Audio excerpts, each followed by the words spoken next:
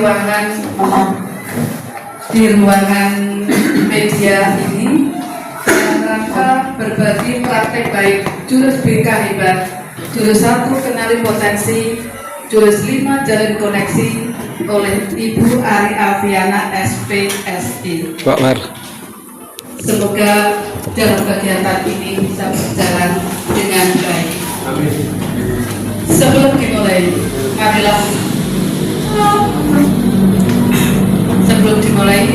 marilah saya bacakan dulu susunan acara sebagai berikut. Yang pertama adalah pembukaan. Yang kedua, menyanyikan lagu Indonesia Raya. Kita buka dengan bacaan berbasmalah bersama-sama.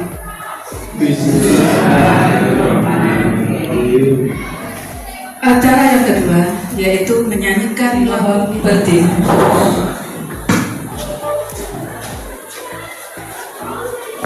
Hiduplah Indonesia Raya Tertua. Indonesia tanah airku, tanahku padamu.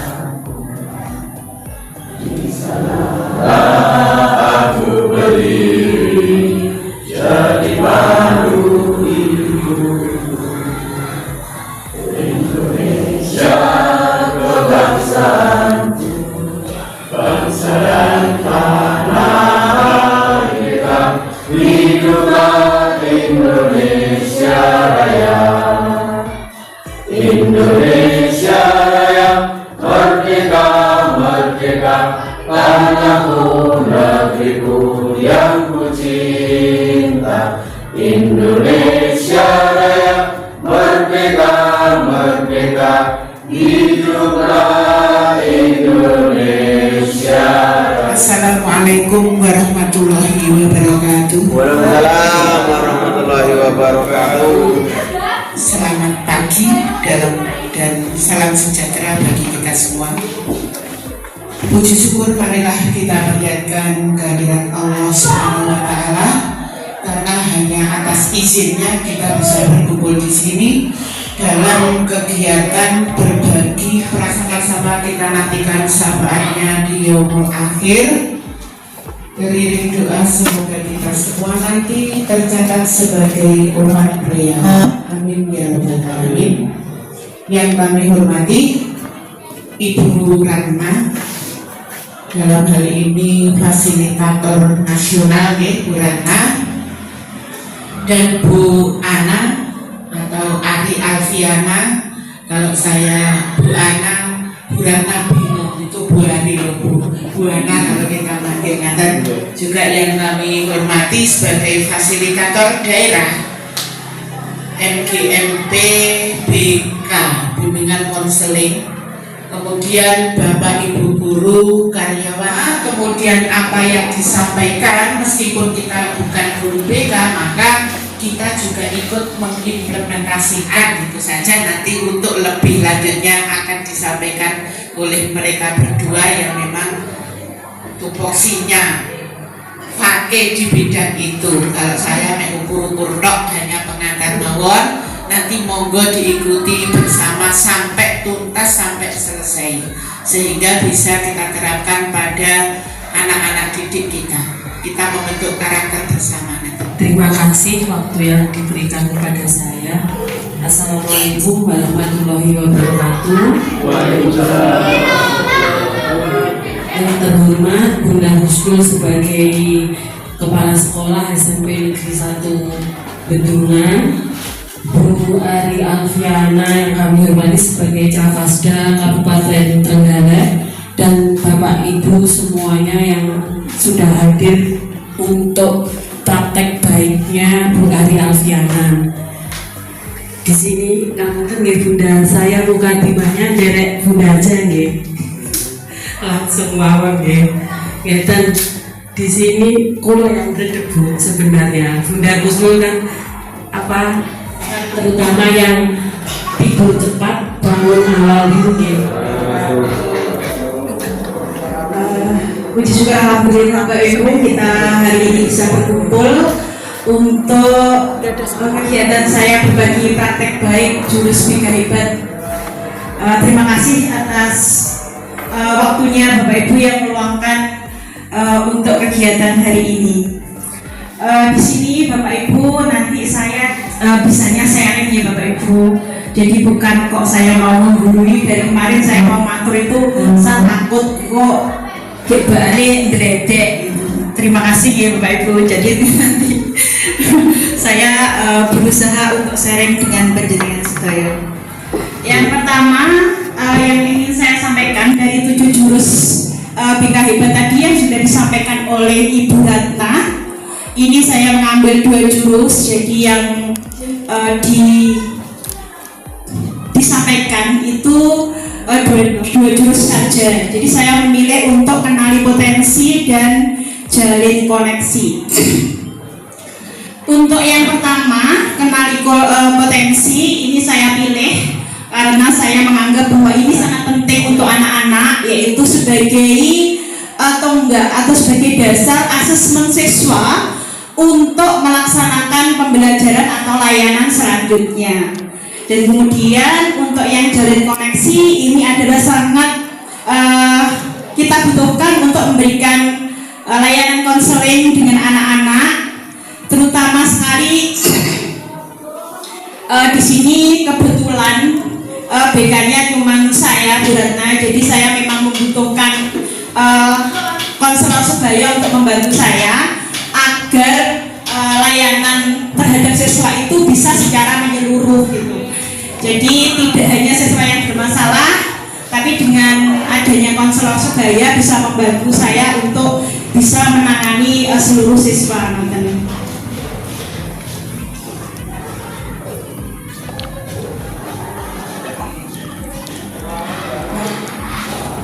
Tadi tujuan sudah saya sampaikan. Untuk mengawali dalam kegiatan ini tadi sudah disampaikan oleh Ibu Ratna bahwa kita di sini itu punya ilmu barunya tentang arkaik Bapak Ibu. Jadi kalau kita biasanya itu menyampaikan materi ke siswa itu dengan kita bercerita dulu, kita menyampaikan materi dulu gitu. Tapi di sini kita awali dengan aktivitas Bapak Ibu. Mungkin bisa kita speaking dulu, kita menyiapkan anak-anak itu sudah readiness apa belum gitu ya. Jadi kita speaking boleh. Nah, kemudian ya mungkin bisa juga dikala anak-anak masuk itu kita juga sudah bersiap untuk mengetahui suasana hati anak-anak itu seperti apa. Bisa kita laksanakan misalkan dengan menggunakan emot Bapak Ibu. Jadi dikala anak-anak masuk itu mereka sudah membawa emotnya ke kelas itu dengan menceritakan suasana hati. Oh, hari ini saya sangat bahagia misalkan. Karena apa? Uang saku saya ditambah misalkan. Ada juga yang bercerita, oh saya masih sedih Bu karena tadi di jalan ban saya bocor. Nah, ketika anak-anak sudah bercerita seperti itu, setidaknya kita sudah mengetahui bagaimana kita nanti akan mengkondisikan anak-anak. Nah, kemudian kita akan, kalau anak-anak sudah siap bagaimana dengan suasana hati mereka, kita akan melakukan speaking dulu. Nah, itu aktivitasnya seperti itu contohnya Pak Ibu. Nah, kemudian kita misalkan melakukan refleksi dari kegiatan yang istilahnya itu kita bisa mancing sebelum materi itu disampaikan Bapak Ibu. Jadi kita bisa melakukan misalkan aktivitas itu apa gitu, bisa dengan video atau kita bisa bercerita, kemudian anak-anak merefleksikan dari apa yang disampaikan tadi, misalkan video atau permainan tadi, merefleksikan apa yang dirasakan. Nah itu. Nah kemudian itu baru kita masuk pada konseptualisasi. Jadi kita menerangkan tentang materi yang akan kita ajarkan hari itu. Kemudian kita aplikasikan dalam kegiatan selanjutnya. Misalkan ya kalau matematika misalkan atau bahasa Inggris ya, aplikasinya ya kita bisa menggunakan LKPD. Mungkin kalau angkanya seperti itu Bapak Ibu.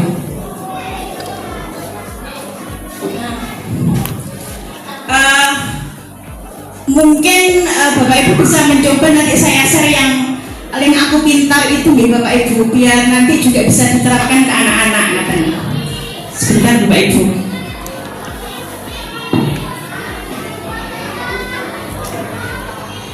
Nah ini ada yang visual, auditori, dan kinestetik.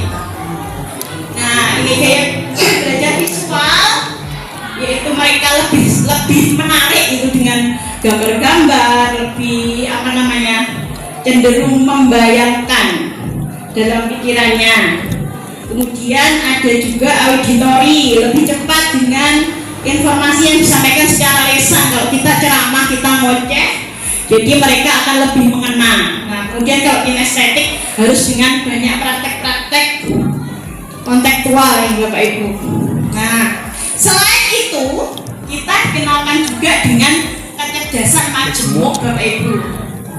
Setiap murid memiliki potensi yang unik ini menurut Howard Gardner. Ini ada 9 jenis kecerdasan.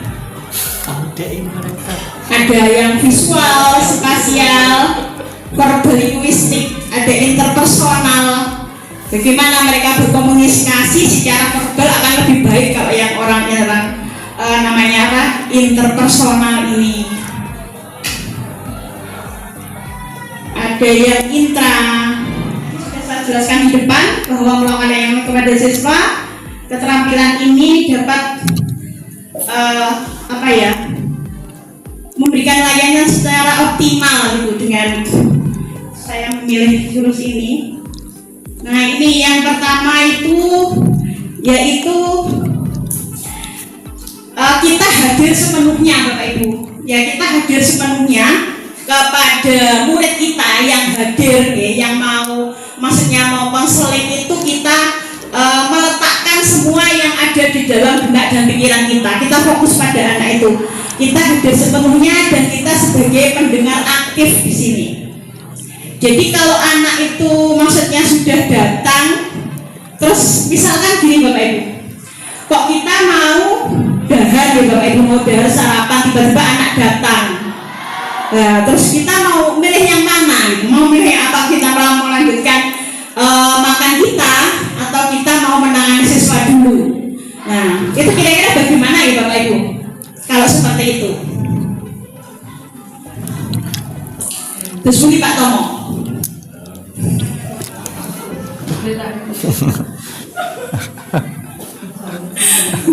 Seandainya kita itu mau dahar Pak Tomo sudah mengambil piring dengan nasinya, tiba-tiba ada anak yang hadir di situ datang. Terus kalau penjenengan itu milih yang mana dulu gitu loh. Kalau untuk saya akan mengutamakan anak. Mungkin anak itu ada trouble, mungkin ada trouble, kemudian harus segera di istilah kalau di kedokteran segera diatasi biar tuntas, sehingga kita mau untuk meluangkan waktu kita memperhatikan peserta didik. Meskipun makanan kita hidup tidak apa-apa ya. Iya. Terima kasih Pak Tomo. Begitu besar attention dan empatinya Pak Tomo kepada anak-anak. Terima kasih Pak Tomo. Nah, jadi selain kita hadir sepenuhnya, kita sebagai pendengar aktif, gitu ya. Kita itu dalam menerima siswa, kita itu antara yang namanya mata kita dan mata anak itu harus berhadapan-hadapan Bapak Ibu. Jadi kita tidak boleh melirik yang lain. Kita tidak boleh melirik yang lain, bahkan duduk pun kita harus konsen. Jadi nanti kalau ada siapapun yang lewat atau itu jangan diperhatikan. Jadi harus kita fokus ke anak. Nah, lah aku katanya guru nih no, alah. Nah, matanya ya, jadi kita harus duduk, kemudian di tempat yang tersembunyi, cuman kita berdua saja, Pak Tomo. Jadi tidak boleh ada orang lain. Jadi kita duduk berdua berhadapan-hadapan. Ini soalnya mau saya keluarkan gambarnya itu kemarin saya nggak bisa untuk membuat itu. Jadi sudah tak otak-otak sama Bu Sri itu ternyata nggak bisa, ya mohon maaf. Jadi pada intinya itu kita berhadapan-hadapan, kaki kita atau apa ya? Mungkin bahasa Indonesianya apa? Lutut kita dengan lutut anak itu berdekatan, Pak Tomo, dan mata kita langsung bisa memandang matanya anak dan kita mendengarkan. Jangan sampai dikala anak bercerita terus kita ujuk-ujuk kok iklan si lewat, nah itu tidak boleh Pak Tomo. Baik Bapak Ibu, dari yang sudah saya sampaikan ini semoga nanti kita bisa sharing ya Bapak Ibu, bisa sharing, kita bisa berkolaborasi, dan mungkin ada yang ingin disampaikan umpan balik dari apa yang saya sampaikan hari ini, monggo.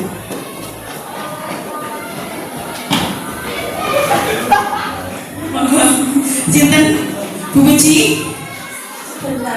Nggih.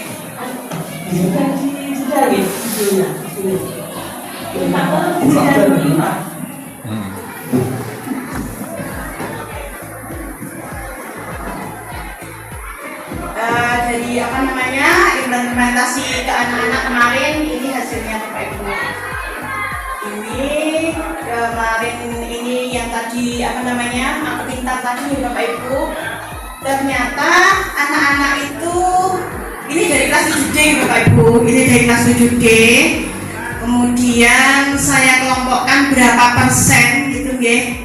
Ini ada yang 40% itu yang kinestetik, kemudian 32% yang visual, dan yang auditori itu 20% Bapak Ibu.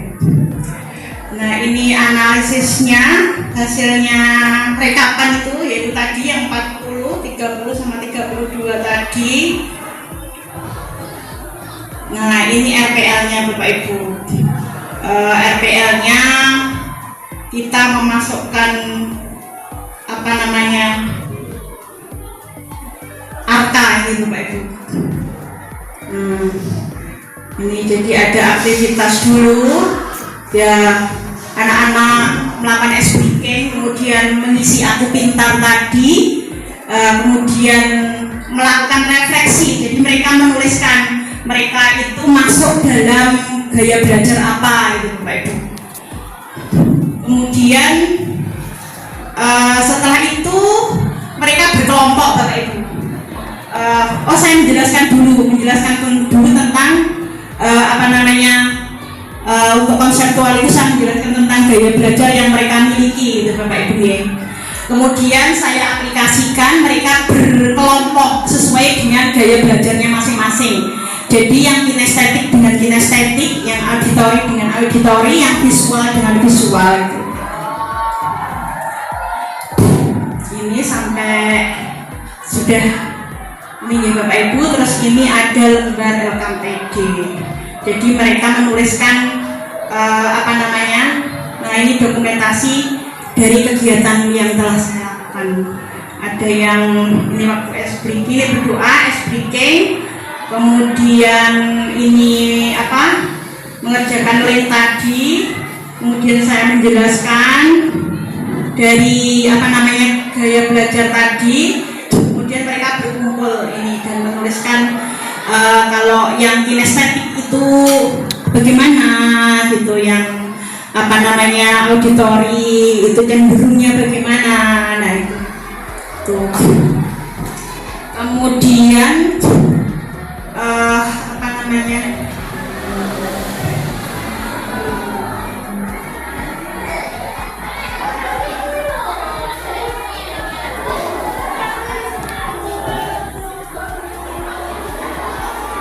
isi lembar evaluasi hasil konseling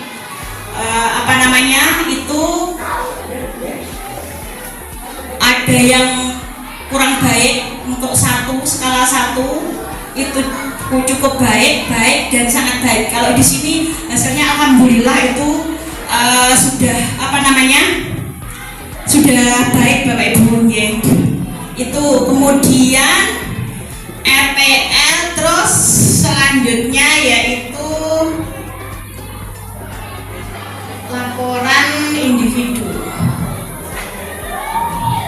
Untuk konselingnya atau kliennya ini saya singkat saja sebagai menggunakan inisial ya Bapak Ibu. Ini laporan konseling individu dengan tahapan konseling realita tadi. Jadi sudah 5 yang tadi harus RPL, yang kemudian laporan konseling individu, terus lembar evaluasi proses konseling, lembar evaluasi hasil konseling, dan lembar kepuasan konseling. Itu Bapak. Terus untuk videonya kemarin itu sebenarnya sudah jadi, tapi belum bisa. Kalau ditayangkan lewat HP bagaimana? Lewat HP saja nih.